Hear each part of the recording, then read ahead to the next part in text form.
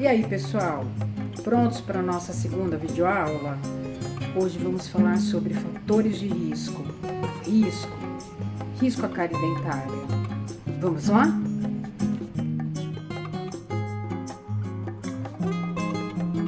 Na luta contra o coronavírus, fique em casa e assista a sua videoaula. Eu sou Gisele Rodrigues Santana Neves e estamos aqui no nosso curso de cariologia. Hoje abordaremos o assunto risco. Qual será o nosso objetivo? Desenvolver conhecimento teórico e prático que possibilite o domínio científico suficiente para que vocês possam reconhecer e atuar na etiopatogênese, isto é, na prevenção primária, no diagnóstico e no tratamento de pacientes afetados pela cárie dentária. Na última aula, a gente abordou os conceitos atuais da etiologia da cárie dentária, para que a gente pudesse entender os fatores etiológicos envolvidos na sua dinâmica biológica. E hoje a gente vai falar sobre risco. O que vem a ser risco? Vamos olhar bem essa figura, né? Uma pessoa andando numa corda. Ela tem ou não o risco de cair? Risco é a probabilidade de algo acontecer. O risco à cárie, ele é a probabilidade de um indivíduo desenvolver pelo menos um certo número de lesões de cárie, atingindo um determinado estágio de progressão da doença durante um período específico de tempo, condicional ao seu status de exposição, permanecendo estável durante o tempo em questão. Essa foi uma definição proposta por Hausen em 1994. Então, quando eu falo em risco, eu estou falando em probabilidade de algo acontecer. Quando eu falo em risco à cárie, é a probabilidade que um indivíduo tem de desenvolver lesões cariosas num determinado tempo. Agora, para que a gente tenha o risco a alguma coisa, a gente precisa se expor a essa coisa. Né? Então, por exemplo, nessa nossa figura, o nosso boneco, ele está subindo numa corda pegando fogo. Então, ele está se expondo ao risco dessa corda queimar e ele simplesmente despencar. Então, há de se ter um fator de exposição para que a gente tenha a probabilidade de se desenvolver algo. Há de se ter um fator de exposição para que o indivíduo tenha a probabilidade do desenvolvimento de lesões cariosas. A essa probabilidade de desenvolvimento, a gente dá o nome de fator de risco. É o fator que faz com que o indivíduo tenha a probabilidade de desenvolver lesões cariosas. Então, o fator de risco, ele pode ser um fator ambiental, comportamental ou biológico, confirmado pela sequência temporal, geralmente em estudos longitudinais, estudos ao longo do tempo, que se presente diretamente, aumentam a probabilidade de uma doença ocorrer, e se ausente ou removido, reduz essa probabilidade.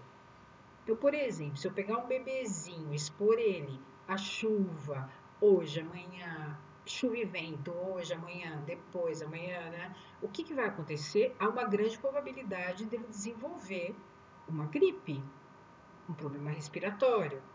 Agora, se eu tiro ele da chuva e do vento, você reduz essa probabilidade. Então, o fator de risco, nesse caso, era chuva e ventania, era um fator ambiental. Fatores de risco são parte de uma cadeia causal, pessoal. Uma cadeia que expõe o hospedeiro a causas, certo? Então, todo fator de risco, ele faz parte dessa cadeia causal. Ele não é a causa, mas ele faz parte da cadeia causal. Uma vez a doença instalada, a remoção de um fator de risco pode não resultar em cura. Então, vamos imaginar o bebezinho que eu expus à chuva e ao vento. Hoje, amanhã e depois. No quarto dia, ele está com uma pneumonia. Mesmo que eu não exponha mais ele ao vento, mesmo que eu não exponha ele mais à chuva, ele já está com a doença instalada.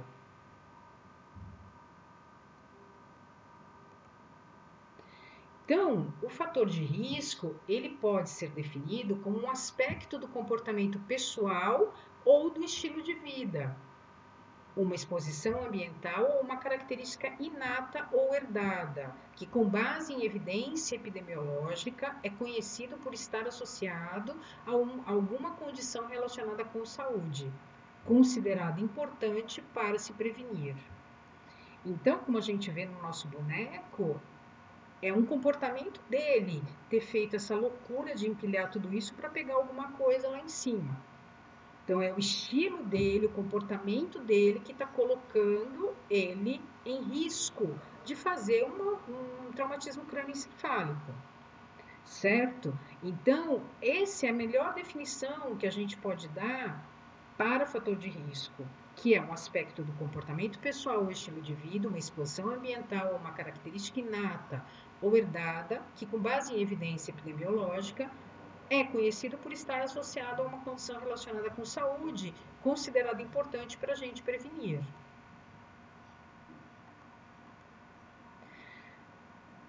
Essas questões, elas são levadas em consideração quando a gente pensa em fazer uma avaliação de risco à cárie de um indivíduo.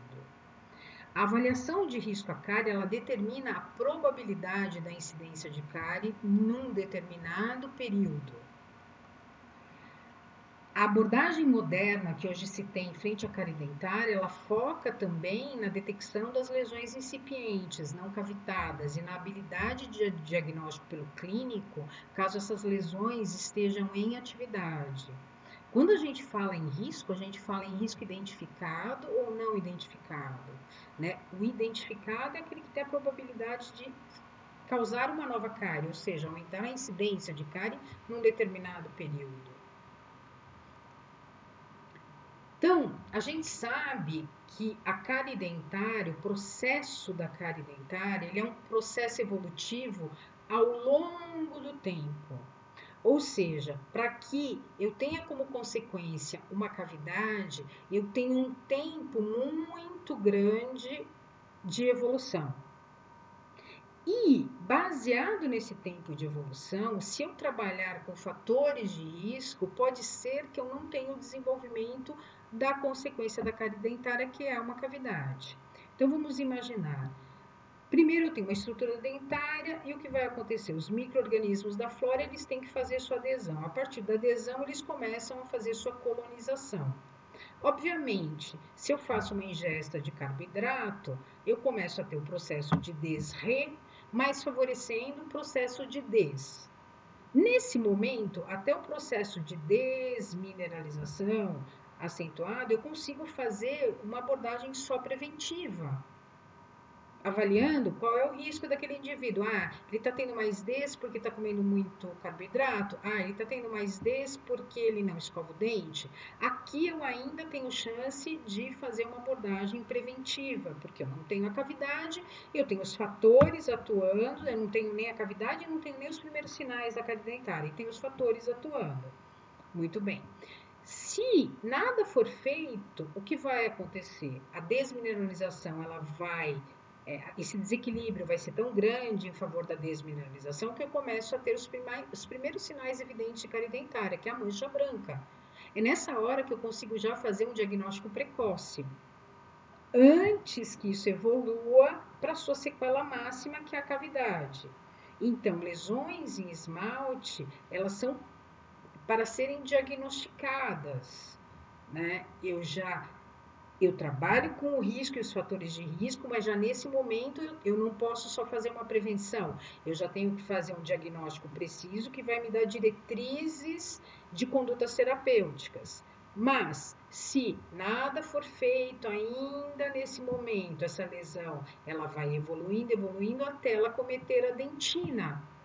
Já quando a lesão acometeu dentina e essa dentina está exposta, eu já tenho que partir para procedimentos de operatória dentária, procedimentos restauradores, e podendo chegar até o seu final, que é a lesão pulpar. Esse transcurso no tempo, se eu começar a trabalhar com fatores de risco e diminuir essa probabilidade disso evoluir, eu posso fazer um controle da doença. Então, na avaliação do risco, a gente está avaliando o quê? O grau de probabilidade do paciente desenvolver cárie. Quando eu avalio esse grau, eu já consigo determinar a intensidade do tratamento e a frequência das consultas e de retornos. Então, a avaliação de risco é algo extremamente prático, porque além dela dar uma diretriz para a gente de qual conduta a gente vai ter que tomar para frente àquele paciente, eu também vou determinar a frequência de vinda desse paciente ao consultório odontológico e os retornos, quão a miúde aqueles retornos terão que ser. Além disso, a avaliação de risco à cárie, ela ajuda a identificar os principais agentes etiológicos naquele paciente que estão contribuindo para a doença, ou que, por causa de seu aparecimento recente, pode contribuir com uma doença futura, que aí vai determinar um tipo de tratamento. Então, quando a gente trabalha com avaliação de risco, a gente está tanto trabalhando de forma preventiva, evitando que a doença sofra sua evolução natural, quanto eu posso também estar trabalhando com a determinação da intensidade do tratamento que eu vou ter que propor para aquele indivíduo, assim como a frequência com que ele vai ter que vir ao consultório odontológico. Ou seja, trabalhar com avaliação de risco, gente, é trabalhar com o estabelecimento de um excelente plano de tratamento, quando a gente se refere à cárie dentária. Bom, nessa avaliação de risco, é importante a gente determinar se procedimentos diagnósticos adicionais vão ser necessários para a gente fazer a tomada de decisão frente ao tipo de tratamento que a gente vai propor para aquele cidadão. E a avaliação de risco, ela também tem a característica de melhorar a confiabilidade do prognóstico, porque quando eu faço uma avaliação de risco e eu vou trabalhando nos fatores de risco de modo a mantê-los sob controle, eu consigo garantir um prognóstico para o tratamento que eu posso propor para aquele paciente. E também a avaliação de risco, ela permite avaliar a eficácia das abordagens propostas e o plano de tratamento preventivo proposto para as visitas de retorno. Também ele tem essa função. Então, como a gente pode ver, é importante a gente avaliar o risco de desenvolvimento de cárie dentária do indivíduo, né? E com isso, dentro do nosso consultório ou numa comunidade, quando a gente faz a avaliação de risco, a gente vai estar determinando quais indivíduos são mais ou menos prováveis de prevenir ou controlar a doença no futuro, conhecendo quais variáveis clínicas, socioeconômicas, demográficas, ambientais, comportamentais estão associadas à doença. Então, vamos pegar o caso do coronavírus, né, quando eles falam que os idosos são a população de risco. Eles falam que os idosos eles são a população de risco porque geralmente os idosos são cardiopatas, geralmente eles trazem consigo o desenvolvimento do diabetes, eles podem ter alguns problemas pulmonares e a imunidade deles é baixa. Então, disse que os idosos para o coronavírus têm um risco elevado de contrair a doença e de ter um prognóstico muito desfavorável. Por isso que para essas pessoas eu tenho que prevenir a exposição. Isso que faz com que o governo ele tome decisões de abordagens. Foi por isso que se preconizou o isolamento horizontal e não o vertical. Até porque os indivíduos jovens que não desenvolvem a doença, apenas carregam o vírus, podem expor essa população mais velha, que é mais vulnerável, que tem um risco mais elevado de contrair a doença e ter um prognóstico desfavorável. Mesma coisa para a cárie. E um preditor de risco? O preditor de risco, ele é também chamado marcador de risco. Ele está relacionado a um risco elevado da doença. Então, a gente pode dizer para o corona, o preditor de risco é ter idade acima de 65 anos. Esse é um preditor de risco. Ok? Mas ele não está correlacionado com a causa da doença. Ele está correlacionado com o vírus, propriamente dito, do corona? Não. O vírus é um vírus per se, como ele é. Agora, eu ter mais de 65 anos é um fator de predição de doença. É um fator que faz com que eu tenha o risco elevado de contrair o vírus e esse vírus deflagrar a doença. A mesma coisa a cárie. A gente tem fatores preditores que podem fazer com que o indivíduo ele tenha um risco elevado de ter cárie dentária, mas não necessariamente a sua causa. Então, dentre os fatores de predição que a gente tem para a cárie dentária, a gente tem os fatores de predição baseados no status socioeconômico, no status de higiene oral e fatores dietéticos. A gente tem a predição baseada em fatores comportamentais, a gente tem a predição baseada em experiência passada de cárie, a gente tem a predição baseada em fatores salivares e colonização microbiana. Nós vamos ver cada um desses fatores preditores, certo? Vamos começar com o status socioeconômico, status de higiene oral e dieta. O status socioeconômico, o que a gente pode dizer? Ele é um fator de predição, porque a gente sabe que baixos índices de status socioeconômico, eles têm sido associados com elevações na incidência e na prevalência de cárie. Embora a extensão em que este indicador pode simplesmente refletir uma correlação prévia é desconhecida. A gente não sabe o quanto o status socioeconômico ele reflete uma correlação com a cárie dentária, mas que ele é um preditor de cárie dentária, ele é. O status socioeconômico baixo também ele está associado com o reduzido acesso aos cuidados, reduzidas aspirações de saúde oral, baixa autoeficácia, e comportamentos de saúde que podem aumentar o risco à cárie. Então, a gente sabe que as pessoas com nível socioeconômico mais baixo, que estejam em vulnerabilidade social, eles têm acesso muito reduzido aos cuidados, né? Além disso, eles têm outras preocupações que são maiores, a fome, por exemplo. Isso faz com que as aspirações para a saúde oral, elas fiquem para segundo plano. Outro ponto é que eles têm baixa autoeficácia, eles podem até saber que manter um dente é muito importante, mas ele não tem acesso a cuidado, ele não tem acesso a bens de higiene. Então ele não tem autoeficácia, ele não consegue manter a saúde bucal. E ele não consegue manter comportamentos de saúde favorável. E isso faz com que, pelo status socioeconômico, ele acabe sendo um indivíduo de alto risco de desenvolvimento da doença cárie. Então, esse estudo de Peterson, ele mostra, por exemplo, o status socioeconômico, quando ele fala assim, a family income, né, a renda, né? Então ele mostra baixa, moderada e alta. E aí ele mostra uma razão de chances. O que isso significa? Que a pessoa que ganha menos, ela tem 2,1 vezes mais chance de ter cárie do que uma pessoa que tem uma renda alta. Certo? Então, isso está mostrando para a gente que o status socioeconômico, ele faz toda a diferença. E vamos ver o status socioeconômico também refletindo na educação, né? Então, ele mostra que as pessoas que estudaram até o 7º, 9º ano, eles tiveram 2,5 mais chances de ter cárie do que um universitário.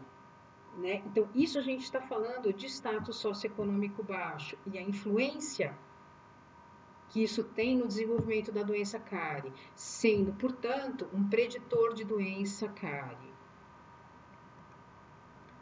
Então, a gente sabe que as desigualdades sociais, elas possuem um grande impacto sobre a saúde das populações. A gente sabe também, se vocês forem olhar o SB 2010, que as áreas rurais brasileiras, elas apresentam os piores indicadores socioeconômicos, né, e as piores condições de saúde bucal. Tá? Então, as áreas rurais brasileiras, elas têm uma grande concentração de agravos de saúde bucal. E é exatamente isso que a gente está vendo, né? Isso aqui é o Brasil, né? Mas eu diria que se a gente olhar o Rio de Janeiro é exatamente isso. Aqui é a Rocinha, aqui São Conrado, né? Então, você tem um degrau muito grande, e esse degrau de desigualdade, ele reflete na cavidade bucal e ele reflete, fazendo com que essas pessoas apresentem mais agravos de saúde bucal. Portanto, status socioeconômico é um preditor de cárie dentária. A dieta também pode ser um preditor de cárie dentária. A gente sabe que a exposição ao açúcar é um fator importante no desenvolvimento da cárie. Tanto a frequência quanto a quantidade de ingestão de açúcar se mostram relacionadas a uma maior incidência de cárie dental, ou seja, a uma maior quantidade de novas lesões de cárie. E um estudo que comprova isso de uma forma contundente é um estudo tido como o estudo mais antiético da odontologia, que é o estudo de Whippleham. No estudo de Whippleham, se viu o papel da dieta no desenvolvimento da cárie dentária. Esse estudo ele foi feito de 1945 a 1953, em pleno final de Segunda Guerra Mundial. Ele foi feito numa instituição que tinha deficientes mentais, tá? E ele foi um estudo feito em 964 pacientes deficientes mentais. A hipótese desse estudo foi: açúcares induzem cárie? Essa era a pergunta norteadora do estudo de Whippleham. E aí eles perguntaram: açúcares na forma não pegajosa induz cárie? Na forma pegajosa induz cárie? E entre refeições e forma pegajosa induz cárie? Então eles foram criando grupos experimentais. Tá? E nesses grupos experimentais eles viram a evolução da doença sem fazer a evolução natural da doença, sem fazer qualquer intervenção de tratamento. Por isso ele é considerado o estudo mais antiético da odontologia. Então ele teve um grupo controle e 6 grupos experimentais. Nos 6 grupos experimentais é que eles faziam essas questões, né? No grupo grupo experimental ele comia só carboidrato não pegajoso, no outro só carboidrato pegajoso, no outro ele comia entre refeições forma pegajosa, no outro entre refeições forma não pegajosa, e assim eles foram compondo os grupos experimentais. E aí o que eles perceberam, né? O grupo controle, aquele em que você não dava ingesta de carboidrato, foi o que menos teve desenvolvimento de superfícies cariosas, né? Aí eles tinham o grupo chocolate, o grupo TOFF, uma série de grupos, né? Esse aqui é o grupo TOFF, por exemplo, né? Que teve os maiores índices de cárie dentária ao longo do tempo. Então, com esse estudo, se comprovou a relação direta entre o consumo de carboidrato e desenvolvimento de cárie dentária. Portanto, dieta é um preditor de cárie dentária, de risco elevado à cárie. Então, quais foram as conclusões do estudo de Whippleham? O açúcar tem um efeito tópico sobre os dentes. Pão não é tão cariogênico como o açúcar, a despeito de ser carboidrato. A quantidade de açúcar não é crítico, mas sim a frequência, né? A frequência que é o mais importante. E doces na forma líquida não foram tão cariogênicos como os pegajosos, que ficavam retidos, o grupo TOFF que vocês viram, que era aquele que apresentou maior quantidade de lesões cariosas. E lesões de cárie, elas podem ocorrer apesar de se evitar o açúcar, porque o grupo controle, alguns deles apresentaram algumas lesões de cárie. Então, como a gente viu, quando Case, em 1962, ele propôs a tríade dele, que ele considerou substratos e substratos cariogênicos, você já tinha o estudo de Whippleham, que fazia essa correlação direta entre a dieta rica em carboidratos e cárie dentária. Né? E aí, quando você tem uma dieta cariogênica, mais o dente, mais a microbiota, você tem o desenvolvimento da cárie dentária.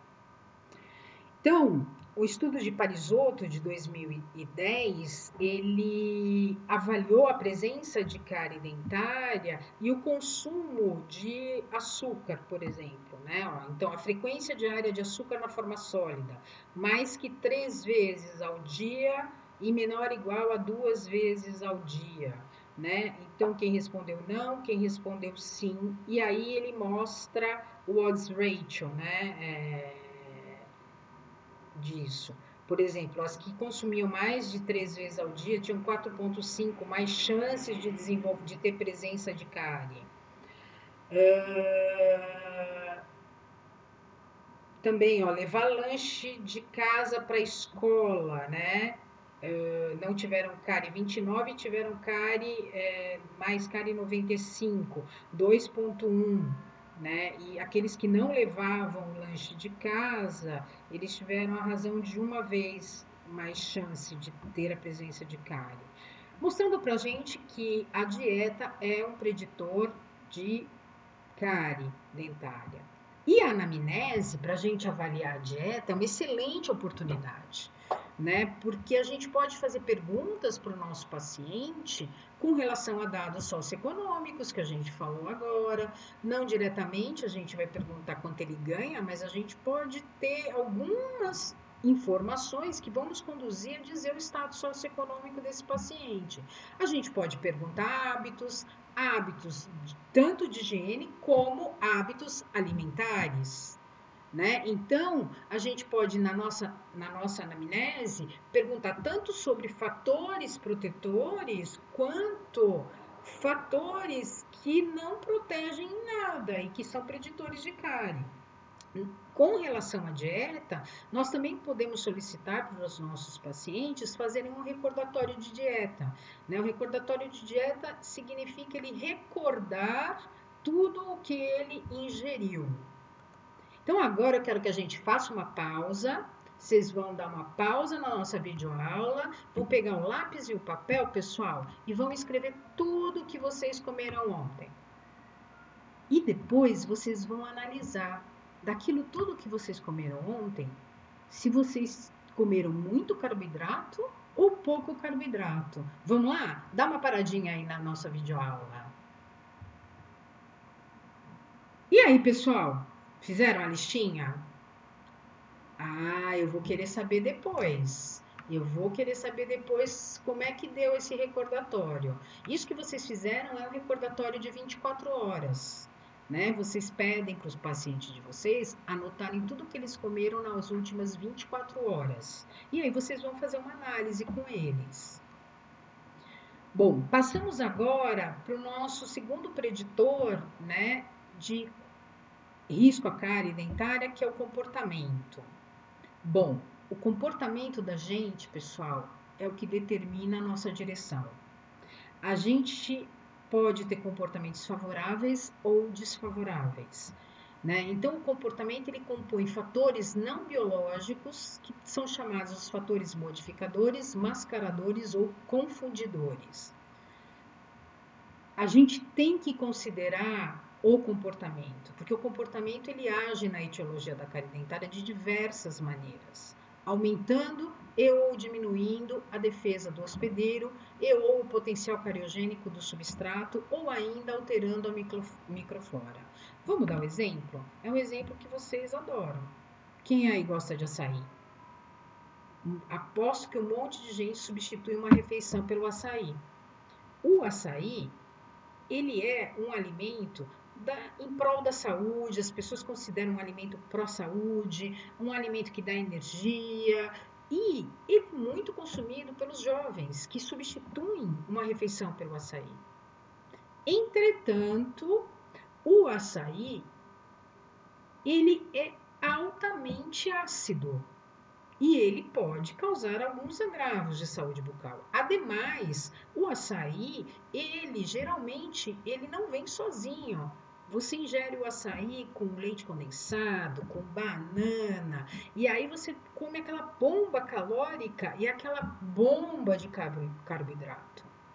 Por questão comportamental. Lembram do exemplo do pessoal do sul que toma o chimarrão e do pessoal do nordeste que come a tapioca? Isso é comportamento. Comportamento pode ser um preditor de risco à cárie, porque comportamento determina a direção.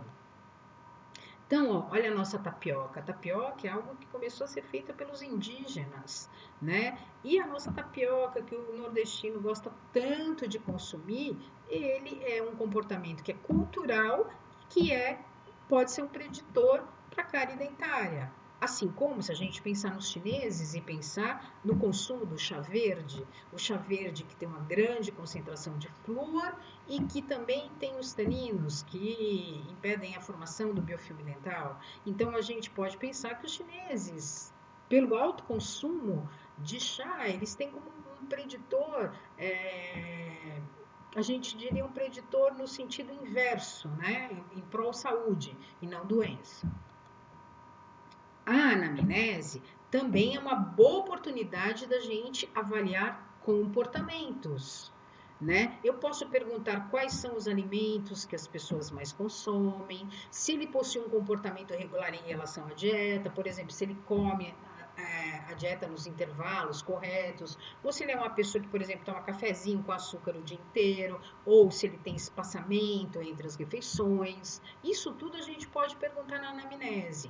A gente também pode perguntar na anamnese, por exemplo, as pessoas que são atletas, se ele se hidrata durante o exercício, porque a gente sabe que a saliva é um fator de proteção, né? E não hidratar vai expor mais aquele dente, né? Aos fatores etiológicos da cárie. Qual a forma de hidratação? Se ele toma um energético, os energéticos são altamente ácidos, né? Então, tudo isso a gente pode perguntar na nossa anamnese. Também vamos perguntar se o paciente fuma ou não. As pessoas que fumam têm uma tendência a ter um comportamento menos favorável. Se a pessoa amamenta, né? Se é um bebê que a gente está fazendo a anamnese, se essa amamentação é natural, se ela é na mamadeira, o que compõe a mamadeira desse bebê, tudo isso a gente pode usar a anamnese para a gente ver o comportamento alimentar daquela criança. Então, uma anamnese é uma oportunidade muito rica que vocês têm de coletar informações que vão ajudar você a estabelecer os preditores de risco. Tá? Olha a questão aqui dos hábitos alimentares. Ó, mamadeira, quantas vezes se mama no peito, o que consome, né? A gente já vai vendo qual é o tipo de consumo que essa família faz. A gente pode perguntar sobre os hábitos de higiene bucal. Tudo isso a gente está avaliando comportamento. E a anamnese se presta muito bem para isso. Experiência de cárie, outro preditor. O que isso significa? Que a experiência passada de cárie, que apesar de estar fortemente associada com o incremento de cárie, não faz parte da cadeia causal da doença, mas é um bom preditor de risco, né? Se eu tiver um passado, né? Sabe aquela brincadeira? Seu passado te condena. Se eu tiver um passado de muitas lesões cariosas, esse meu passado pode ser um bom preditor de risco.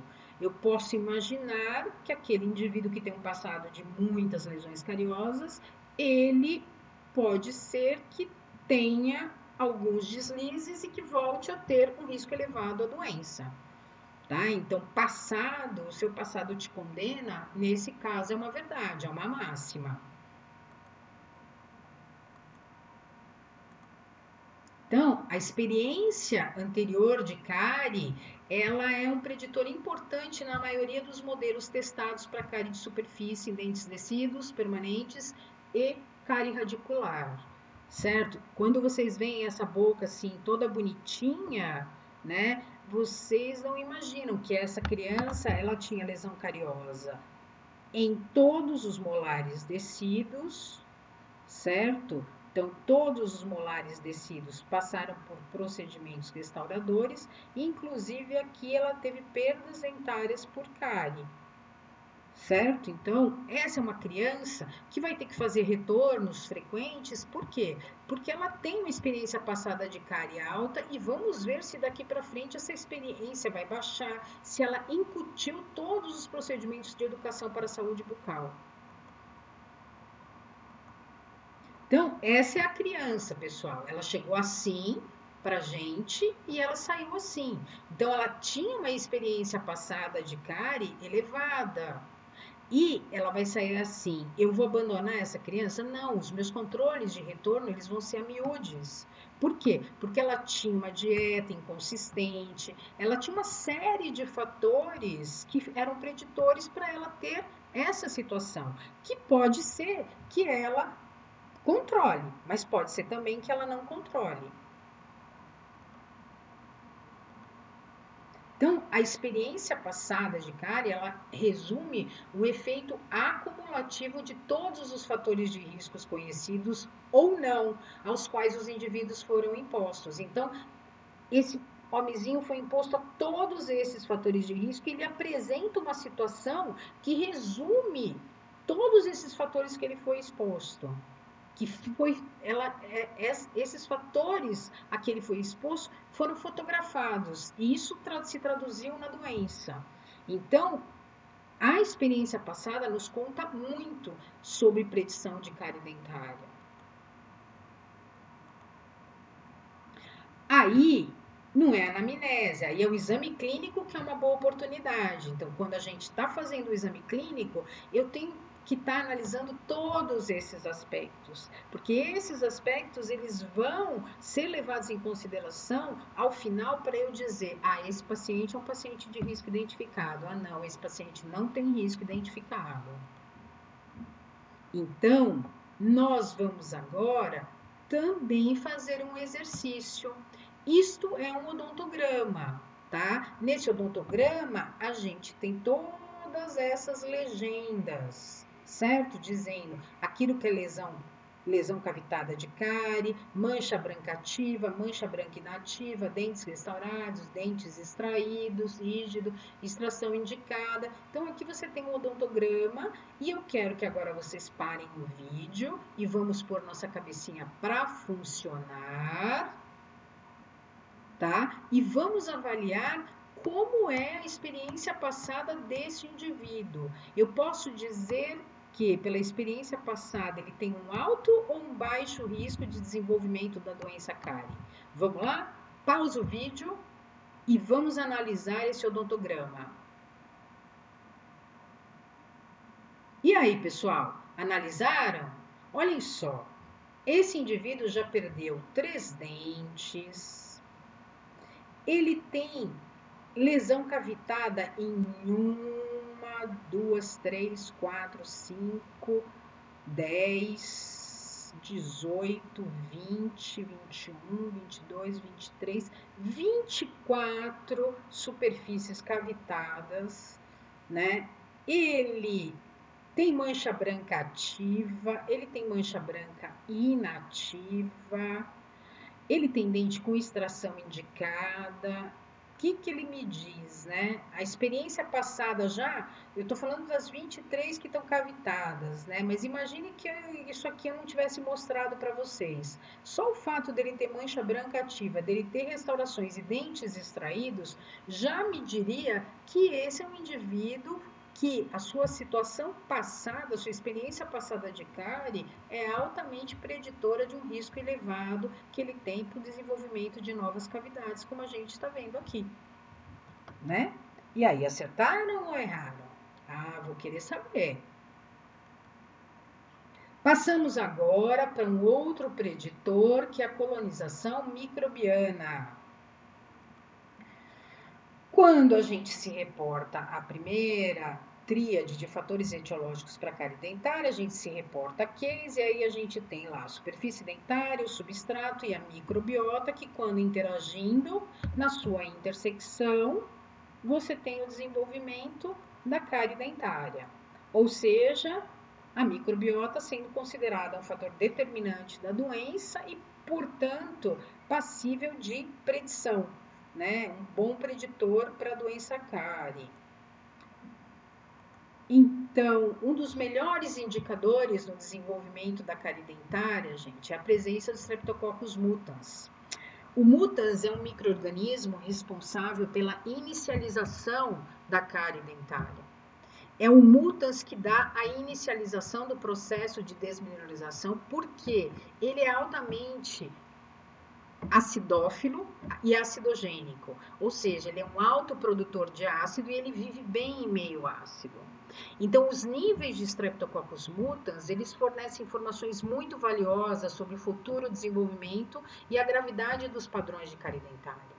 A gente sabe que crianças que apresentaram qualquer lesão de mancha branca no terço cervical da coroa ou cavitação no esmalte foram mais propensas à colonização com mutans do que aquelas que não apresentaram. Então, o que a gente pode dizer? A presença de mutans é um excelente preditor para o desenvolvimento de novas lesões cariosas. Uma máxima que eu posso fazer, se o mutans é o inicializador do processo de cárie dentária, por ele ser um autoprodutor de ácido, eu posso dizer que pacientes que tenham muitas manchas brancas têm um nível elevado de Streptococcus mutans. Esta é uma máxima que eu posso afirmar. Então, crianças com altos níveis de Streptococcus mutans apresentam uma prevalência significativamente mais alta de cárie dentária, de fóssulas e fissuras e de dentes anteriores e superiores do que aquelas que apresentam níveis baixos. Então, olha, nível baixo apresentou essa prevalência. Tá? Olha o nível alto de mutans, olha a prevalência. Existe uma diferença estatisticamente significante, tanto no primeiro ano quanto no segundo ano de acompanhamento. Ou seja, é uma máxima. Níveis elevados de mutans faz com que eu tenha mais prevalência de cárie dentária. Portanto, níveis elevados de mutans podem ser um preditor de risco à cárie.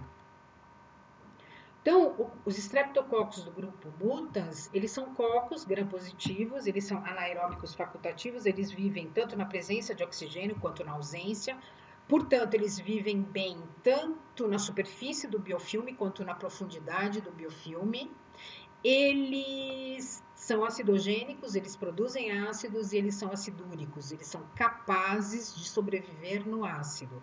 E, além de tudo, os streptococcus do grupo mutans, eles são capazes de produzir polissacarídeos extracelulares. Os polissacarídeos extracelulares, eles são mais ou menos igual a uma cola, né? Então, quando você tem uma superfície dentária, o mutans vem e ele faz a sua adesão nessa superfície dentária. Ele começa a produzir polissacarídeos extracelulares, favorecendo a adesão de outros micro-organismos nesse biofilme, tornando esse biofilme mais espesso, por essa produção de polissacarídeos extracelulares. O mutans também, ele produz polissacarídeos intracelulares, e o que acontece? Mesmo sobre condições adversas, condições em que ele tem pouco substrato, ele utiliza os polissacarídeos intracelulares para manter o seu próprio metabolismo.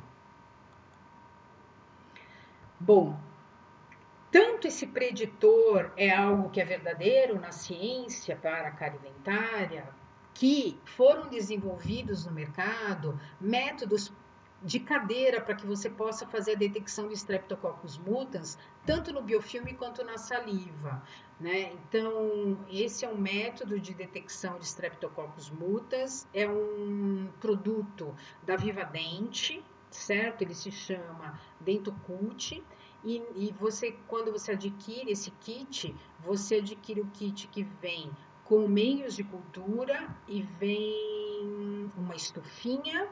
E aí, o que você faz? Você coleta num swab a saliva, você coloca no meio de cultura e depois você vai fazer a leitura dessa paleta, né? E aí você vai saber se o cidadão, ele é um mutans milionário ou se ele é um mutans pobre, né? E os mutans milionários, eles têm mais probabilidade de desenvolver lesões iniciais de cárie dentária. Então, o Streptococcus do grupo mutans, o que se sabe é que ele precede o desenvolvimento de cárie dentária em uma superfície sadia.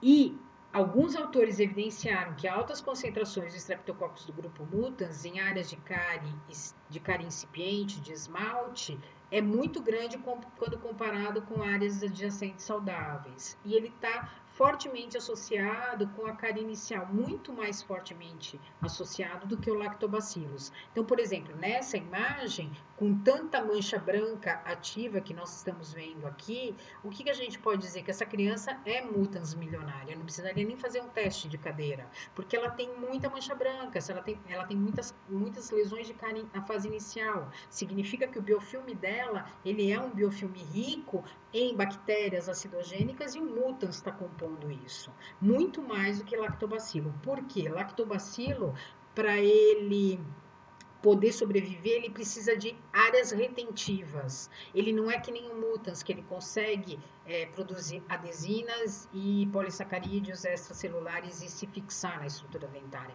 Ele precisa de cavidades. Por isso que o lactobacillus está mais associado com lesões cavitadas de cárie, não lesões iniciais de cárie. Então, o Streptococcus do grupo mutans, ele é considerado o micro-organismo cariogênico, por quê? Porque ele tem capacidade de colonizar a superfície dentária, tá? Então, eles colonizam superfícies que não descamam. Então, não é só a superfície dentária que o mutans coloniza, material restaurador, acrílico, do aparelho ortodôntico da criança, tudo isso ele pode colonizar. Ele produz polissacarídeos extracelulares, né? Tipo glicana, destrana e mutana, a partir da sacarose, e é isso que favorece a adesão de outros micro-organismos e promove o espessamento do biofilme dental.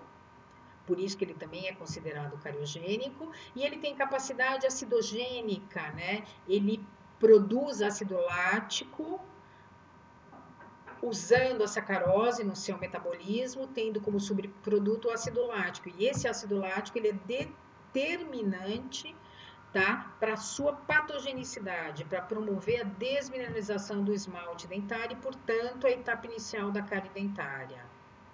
E ele tem capacidade acidúrica, ele sobrevive em pH ácido e, portanto, ele consegue desenvolver suas atividades metabólicas mesmo num pH desfavorável. E também, por fim, ele acumula polissacarídeos intracelulares a partir de glicose, tipo amilopectina, tá? A partir de carboidratos da dieta. Esses polissacarídeos intracelulares, eles são metabolizados quando os açúcares exógenos eles estão esgotados, resultando na formação de ácido lático. Ele é a reserva alimentar, né? O nosso tecido adiposo, para o mutans, seria os polissacarídeos intracelulares.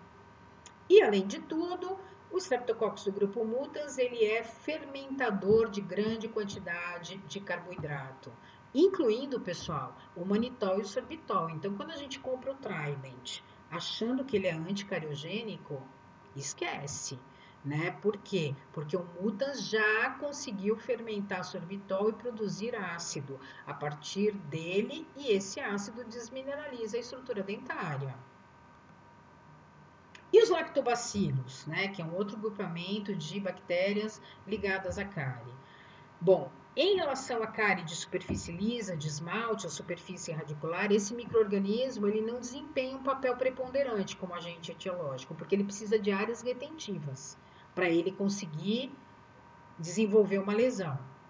Eles não têm a capacidade de formar polissacarídeos extracelulares, diferentemente do mutans. Eles não se aderem a superfícies lisas, necessitando de sítios retentivos.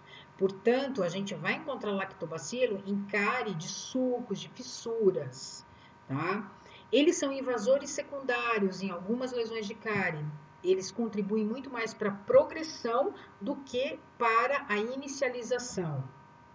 E eles estão associados ao desenvolvimento da cárie dentária sob circunstâncias específicas, ou seja, consumo frequente e alto de sacarose, desde que eu tenha sítios de retenção. Os lactobacilos, eles são bastonentes, gram-positivos, são anaeróbicos facultativos e, às vezes, microaerófilos. Então, eles vivem tanto com oxigênio como sem oxigênio. Sua característica importante é a alta capacidade acidogênica que ele tem, né, produz ácido, e ele também é um acidúrico, ele consegue sobreviver no meio ácido. E ele também ele consegue realizar no seu metabolismo um metabolismo tanto oxidativo como fermentativo. Se a gente for pensar nos micro-organismos, né, que a gente tem povoando a nossa boca, seria mais ou menos imaginar como a microflora do intestino, né? Quando você é bebê e você está povoando o seu intestino, O bom intestino, aquele intestino que vai ser saudável para o resto da vida, é um intestino que tem bactérias, que são bactérias positivas e negativas em equilíbrio, ok? A mesma coisa a gente pode falar para a nossa cavidade oral.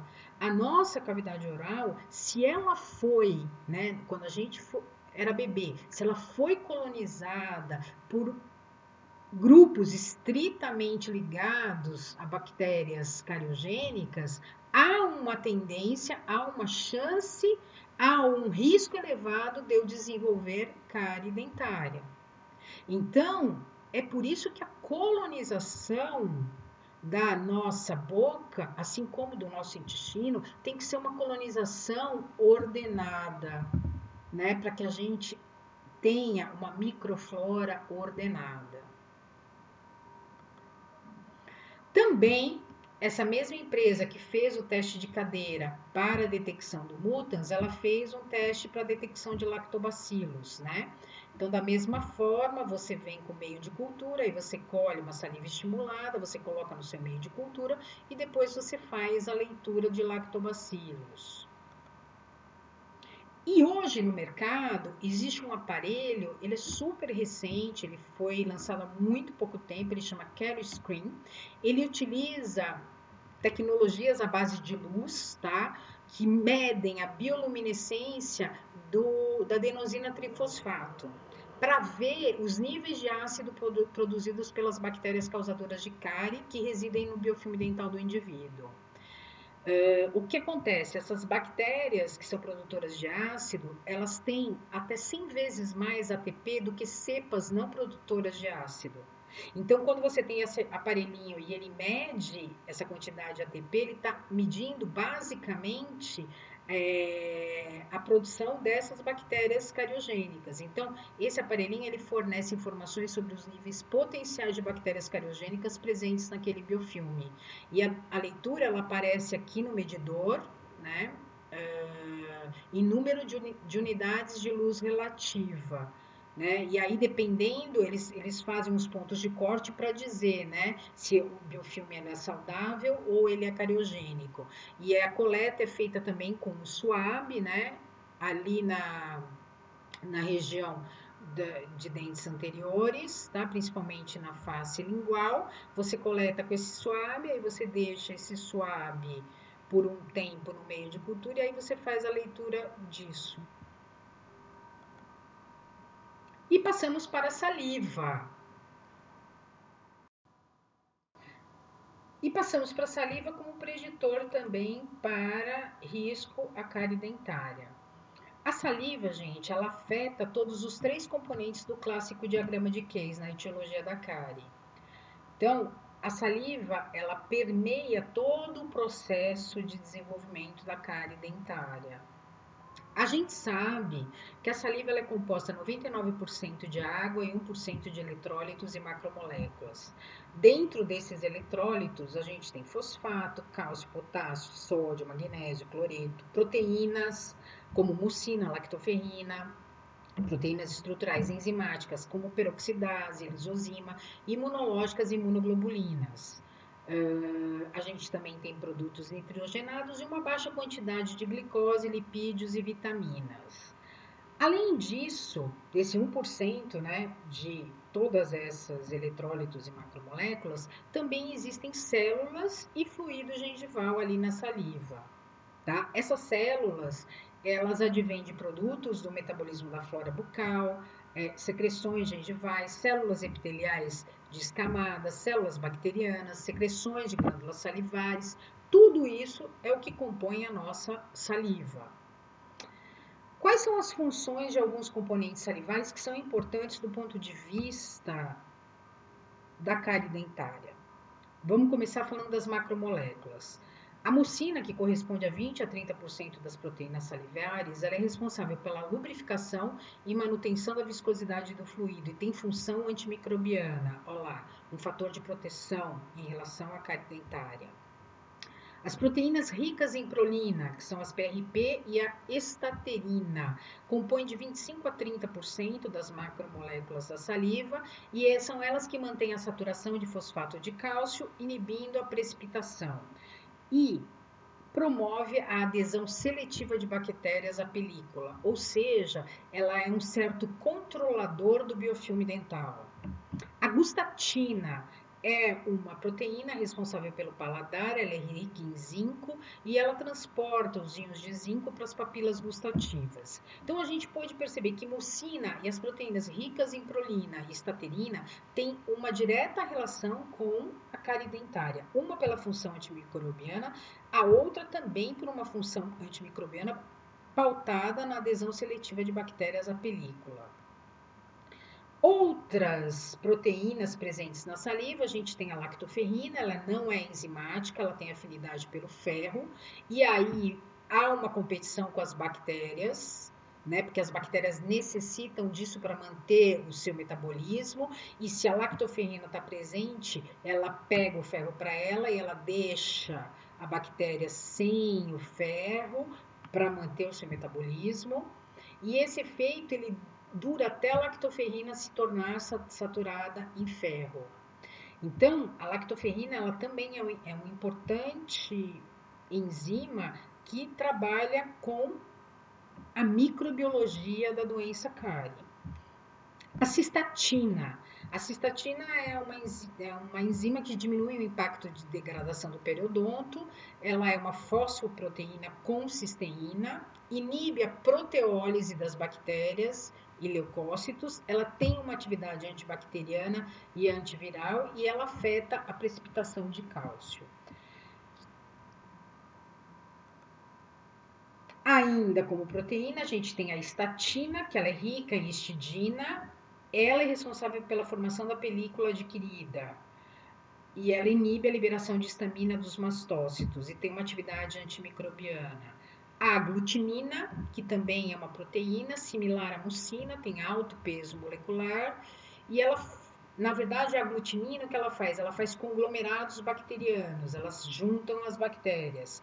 Isso faz com que haja uma facilidade de remoção desses agrupamentos bacterianos até pela própria deglutição.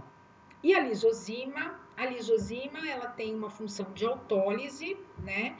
E ela tem uma atividade na parede celular bacteriana, portanto a lisozima também é um antibacteriano. Pudemos ver que as proteínas, né, salivares, elas têm uma grande função antimicrobiana, portanto elas desempenham um excelente papel como fator de proteção em relação à cárie dentária. A peroxidase é outra proteína, e a peroxidase, ela tem uma função importante para a capacidade tampão da saliva, além de ter um efeito antimicrobiano. Como imunoglobulinas, a saliva a gente tem IgA, IgG e IgM, né? E as imunoglobulinas também impedem a aderência e colonização bacteriana. E quando se estudava a vacina para cárie dentária, alguns pesquisadores trabalhavam com as imunoglobulinas salivares. Além disso, nós temos mais proteínas ainda, que correspondem às macromoléculas salivares. A gente tem a amilase. A amilase ela é responsável pela degradação do amido, mas ela também limpa restos alimentares. E ela modula a adesão de bactérias à película adquirida. E a lipase, que tem a função de degradar lipídios. Outros componentes, né? E funções salivares, a gente tem a saliva, ela é a presença da saliva sobre os dentes que constitui a formação da película adquirida, né? E essa película, ela tem enzimas como a amilase, a lisozima e a peroxidase. A saliva a gente tem também o bicarbonato, e o bicarbonato é o que também determina a capacidade tampão da saliva, né? Capacidade de resistir à produção de ácidos, né? Ou de controlar a produção de ácidos, né? E ela é altamente concentrado o bicarbonato numa saliva estimulada. Ou seja, quando nós mastigamos, a nossa produção salivar é uma produção salivar com alta concentração de bicarbonato.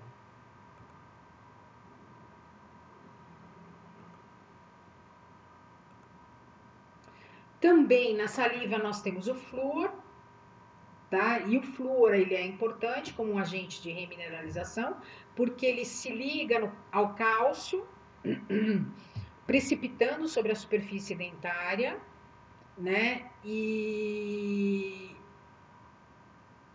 essa precipitação do fluoreto de cálcio, ele é mais resistente aos desafios que aquela hidroxiapatita venha a sofrer pela produção ácida, e o flúor também, ele se liga com o magnésio e ele inibe uma importante via glicolítica dentro da bactéria, portanto ele também é considerado um bactericida. Além disso, ele impede a produção de ácido lático. Né? Então, como a gente pode ver aqui, né, a gente tem na nossa saliva íons cálcio, íons fosfato, íons fluoreto, né? E esse íons fluoreto é que vai se juntar a cálcio e vai precipitar, né? Vai se juntar ao fosfato e vai se precipitar, e isso favorece os processos de remineralização. Então, como a gente está vendo, a gente tem na saliva muitos fatores de proteção. Com relação a minerais, na saliva nós temos cálcio e fosfato, e aí o cálcio e fosfato presente na saliva, eles mantêm a integridade do dente, né? Por quê? Porque eles oferecem cálcio e fosfato para os processos de remineralização. A gente tem o cálcio iônico, que ele participa do equilíbrio Des-Re, é o cálcio que é livre, ele está ionizado, mas também a gente tem o cálcio não ionizado na nossa saliva, que é o que se liga a íons inorgânicos, certo? E o fosfato, a gente sabe que a gente tem o ácido fosfórico, que traz fosfato e os fosfatos inorgânicos primários, secundários e terciários presentes na saliva. Então, resumindo, né, com relação à nossa saliva, o que a gente pode dizer? A nossa saliva permite, ela trabalha pela presença de água, eletrólitos e gustatina, favorecendo que as nossas papilas reconheçam o gosto. Pelas suas proteínas enzimáticas, amilase, lipase, protease, ela favorece a digestão. Ela inicia a digestão de alguns alimentos. E a presença de água e mucina faz com que os alimentos sejam aglutinados e formem o bolo alimentar, facilitando a deglutição. A saliva tem atividade bacteriana. Ela é uma antibacteriana pela presença do quê? Da aglutinina, da cistatina, estatina, lactoferrina, lisozima, mucina e peroxidase. É antifúngica por ação da imunoglobulina, lactoferrina, mucina, peroxidase e estatina. E antiviral por ação das imunoglobulinas, lactoferrina, mucina, peroxidase e cistatina. A saliva age protegendo a integridade do dente, inibindo a desmineralização por ação da mucina, do cálcio e do fosfato. Ela favorece a limpeza do dente pela presença de água e de proteínas. Ela favorece a remineralização pela presença de cálcio, fosfato e as proteínas ricas em prolina e estaterina. Ela lubrifica, ela tem a função de lubrificar pela ação da mucina e das proteínas ricas em prolina. E ela tem a capacidade de determinar o efeito tampão através do fosfato, de proteínas e do bicarbonato, aniquilando ou anulando o efeito dos ácidos produzidos pelos micro-organismos. Vejam o quanto a saliva é protetora, pensando-se em cárie dentária. Então, também existem testes de cadeira que a gente pode fazer, né? A gente sabe que os indivíduos que têm xerostomia, eles têm uma baixa na proteção e um favorecimento, né? Um risco elevado ao desenvolvimento de lesões cariosas. Então, a gente pode avaliar o fluxo daquele indivíduo, né? Em 1 minuto eu posso pedir para esse indivíduo cuspir e vou medir a quantidade de saliva que eu tenho lá, não estimulada, tá? Se eu tiver menos do que 0,1 ml em 1 minuto, significa que eu tenho um fluxo muito baixo. Entre 0,1 a 0,25 um fluxo baixo e mais do que 0,25 um fluxo normal. E para saliva estimulada, caso eu esteja medindo, eu der uma parafina para aquele indivíduo mastigar e for medir, mudam-se os valores, os pontos de corte. Menos de 0,7 muito baixo, entre 0,7 e 1 baixo, mais que 1 normal. Também eu posso medir a capacidade de tampão da saliva, então aquele mesmo teste, né, de cadeira que você contava, lactobacillus, streptococcus, você também consegue medir a capacidade de tampão da saliva. E a gente diz que uma saliva com um pH 4 ou menor que 4 é uma saliva com capacidade de tampão baixa, entre 4,5 e 5,5 média, e a 6 ou acima de 6 alta, certo? Então, essa pessoa tem uma capacidade maior de neutralizar os ácidos produzidos pelos micro-organismos. Se eu comparar com essa, que tem uma capacidade menor de neutralizar os ácidos produzidos pelos micro-organismos. Já teve no mercado esse produto que ele acabou saindo de linha, que é chamado Cariostat, em que você estimulava a saliva, você colocava no Eppendorf, né, essa saliva estimulada, e você pingava alguns reagentes e verificava através de coloração se a pessoa tinha alta, moderada ou baixa capacidade de tampão. Mas isso acabou saindo do mercado. E também a gente tem programas computacionais, né, para avaliar essa questão da saliva. O cariograma, ele é um programa computacional que ele foi feito lá nos países nórdicos, nos anos 80, e nesse cariograma a gente avalia o risco fazendo a inserção de algumas questões. Então, por exemplo, o cariograma ele nos pergunta a experiência passada de cárie do indivíduo, doenças relacionadas, conteúdo da dieta, frequência da dieta, quantidade de placa, quantidade de multas e se aquela pessoa participa de um programa com fluoreto. E você vai pontuando isso nesse programa computacional e esse programa, de acordo com como você pontuou para aquele paciente, ele vai mostrar para você a chance de você evitar novas cáries. Então, por exemplo, essa é uma pessoa que foi pontuada de 0 a 3 em 2, ou seja, tinha uma experiência passada de cárie muito elevada. Tinha, por exemplo, eu sei porque é o caso descrito no livro, ele tinha bronquite, ele usava muitos xaropes, então ele tinha doenças relacionadas, mas pelo consumo do xarope. O conteúdo da dieta era mais cariogênico, mais quantidade de carboidrato, a frequência, comia o tempo todo, quantidade de placa observável ao olho nu, uma certa quantidade de mutans, aí se fazia o teste da cadeira, ou não, ou você pode levar em consideração a presença de mancha branca para avaliar esse item. Participava de um programa de flúor, né? Aí você considerava 3 é uma coisa positiva, 0 é negativo. A secreção salivar, né? Se o fluxo, ele perguntava aqui sobre fluxo e capacidade de tampão. Então, esse programa computacional, ele leva em consideração todos esses preditores de cárie para determinar o risco daquele indivíduo. Tá? Então, ele determinou para esse paciente um risco intermediário para cárie e ele recomenda algumas ações, né? E essas ações, elas são pautadas naquilo que foi enxertado como dado. Tá? Então, por exemplo, esse paciente de 28 anos, aí você tem a história de vida desse paciente e a experiência de cárie. Olha, muitas lesões de cárie, nos últimos 5 anos não visitou dentista, então ele foi pontuado como 3. Doença relativa saudável, então ele tomou um 0. Conteúdo da dieta inapropriada do ponto de vista da cárie. Toma 10 xícaras de cafezinho com açúcar, então ele nota 3. A frequência, 3, porque ele toma açúcar o tempo todo, através do cafezinho.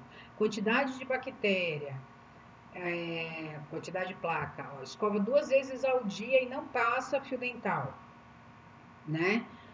Quantidade de mutans, aqui eles fizeram o teste da cadeira, o programa de flúor, usa no creme dental mas não usa em nível profissional.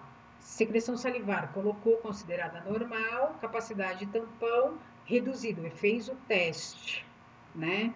Para a capacidade de tampão. Então, esse indivíduo ele tinha 12% de chance de não ter cárie, ou seja, ele tinha 88% de chance de ter cárie, né, baseado nesses preditores de risco. Era um paciente de risco elevadíssimo à cárie dentária. Vocês percebam que se a gente for levar tudo isso em consideração para avaliar o risco, parece que é um trabalho muito pesado, né? Como mostra o nosso homenzinho, parece que a gente está carregando uma montanha. Mas a gente pode ter um método prático para fazer isso tudo, né? Então, se a gente levar como fator quantidade de placa, a gente pode dizer se o risco é identificado ou não identificado. Grande quantidade de placa nos dentes significa muita bactéria, que pode produzir ácido, então é risco identificado. Se ele tem uma higienização boa, risco não identificado. Tipo de bactéria, grande proporção de bactérias do tipo cariogênico. Como é que eu vejo isso? Manchas brancas. Se eu tiver muita mancha branca, eu tenho muitos Streptococcus mutans. Então eu tenho muita produção de ácido. Então, é risco identificado. Se eu tenho baixa quantidade de mancha branca, eu tenho baixa proporção de tipos cariogênicos. Se eu não tenho tantas cavidades, baixa proporção de tipos cariogênicos. Tipo de dieta. Rica em carboidrato, principalmente sacarose. Dieta pegajosa. Eu posso dizer que é risco identificado. Dieta pobre em conteúdo de açúcar e não pegajosa. Risco não identificado. Frequência. Alta frequência de carboidrato resultando em tempo prolongado de pHs baixos. É identificado. Baixa frequência de açúcar, é não identificado. Secreção salivar. Posso fazer lá com o meu reloginho, né, durante 1 minuto, fazer cuspir e medir numa seringa. Vou ver se ele está normal ou reduzido, né?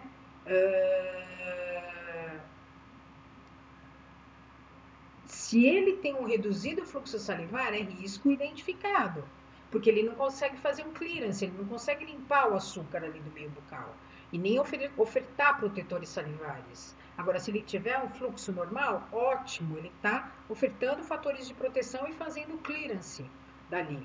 Capacidade de tampão salivar. Aí a baixa capacidade de tampão é risco identificado, esse você precisa fazer um teste, e ótimo, capacidade de tampão é risco não identificado. E flúor, ausente é risco identificado.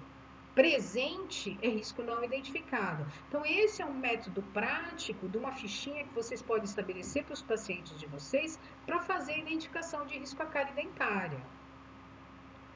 E cada um desses fatores, pessoal, ele deve ser considerado em termos de dose e duração. Então, por exemplo, aqui nesse caso, grande quantidade de placa, é alta dose.